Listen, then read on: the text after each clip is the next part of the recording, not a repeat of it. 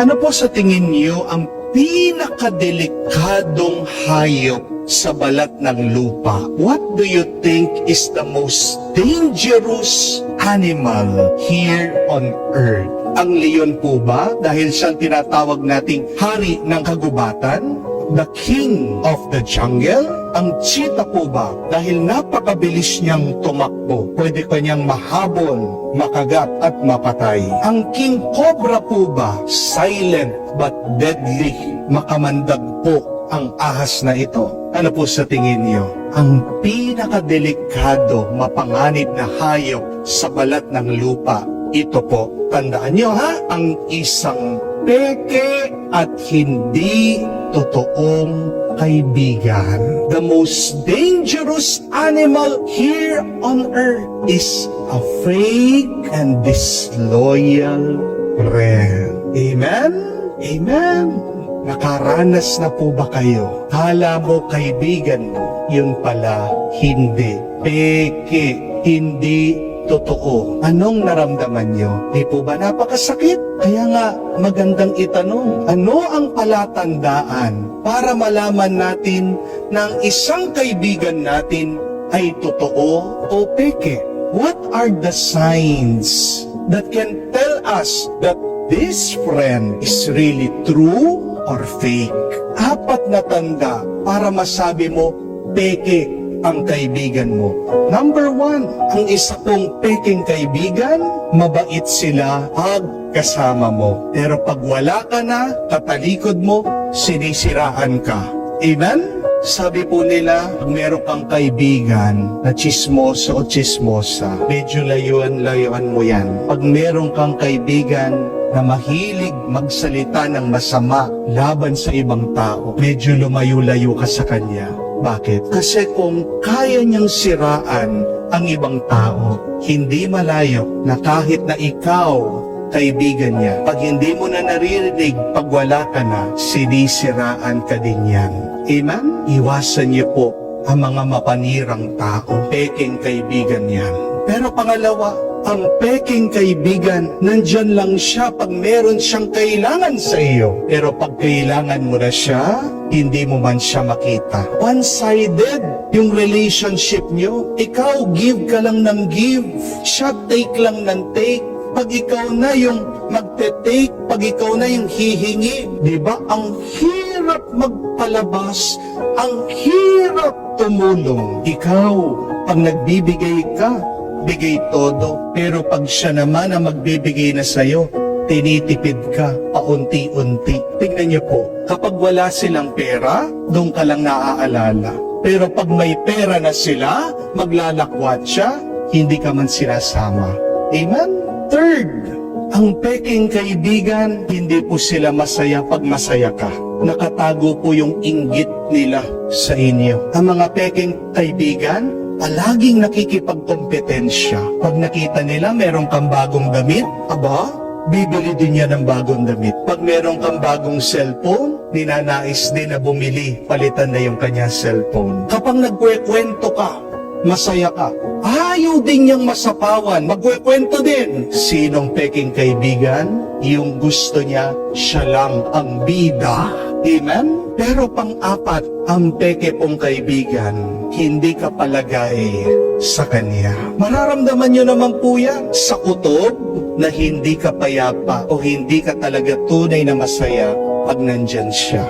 Iba po yung energy ng isang peking tao. Di po ba? Imbis na pinapasaya ka niya, pag nandyan na yung taong yan, parang napakabigat na ng iyong nararamdaman. Ang tanong po, anong gagawin natin pag natuklasan natin, nalaman natin na isa sa mga kaibigan natin, hindi totoo at peke sila sa atin? Simple lang po, sundan natin ang halimbawa ni Jesus. Tingnan niyo po ang ating Panginoon. Alam naman niya itong kanyang mga alagad na pinili, darating ang panahon, hindi sila magiging tapat sa kanya. Sa panahon ng kanyang pangangailangan, hirap, sakit, anong ginawa ng kanyang mga alagad? Inabandon siya, iniwan siya, tinalikuran siya. Alam po niya, hindi magiging totoo ang kanyang mga piniling alagad, mga kaibigan niya. Lalong-lalo na si Judas. Pinagdasal ng ating Panginoon. Alam niya, nababasa niya sa puso niya, na ibebenta siya ni Judas. Alam din niya, di po ba? Kahit si Pedro, 3 beses po siyang ipagkakalulo. Pero ito po ang nakakamangha at nakakabilib, na kahit na alam ni Jesus na siya'y pagtataksila ng mga mismong kaibigan niya, hindi nagbago ang trato niya sa kanila. Minahal niya sila, tinanggap niya sila, kasama niyang kumain, binigyan niya ng kapangyarihan, pinagkatiwalaan sila hanggang huli. Hindi po sumakit ang loob at nagalit ang ating Panginoon sa kanyang mga alagad. Mga kapatid, kung man makakaranas kayo ng peke at hindi totoong kaibigan sa buhay niyo, be like Jesus. Continue loving them. Continue praying for them. But beware of them. Mag-ingat kayo sa kanila. Bakit ang hirap para sa atin na mahalin yung mga taong nakasakit sa atin? Kasi kala natin ang pagmamahal ay pagtitiwala muli.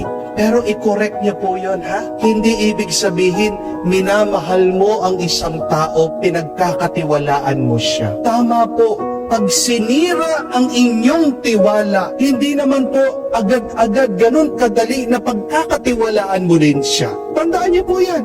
Loving does not mean trusting again. How will you trust again that friend if they are repentant? If they recognize their fault? If they are humble? Yan po ang pagkakaiba ni Judas at ni San Pedro. Parehas po, itong dalawang alagad dito, kaibigan ng ating Panginoon, nagkamali sila, pinagtaksilan si Jesus. Pero bakit itong si San Pedro, pinagkatiwalaan ng ating Panginoon, binigay pa sa kanya ang susi ng langit kasi humingi ng tawad si San Pedro. Mga kapatid, wala naman pong perpekto sa atin eh. Di po ba? Lahat naman po tayo peke eh.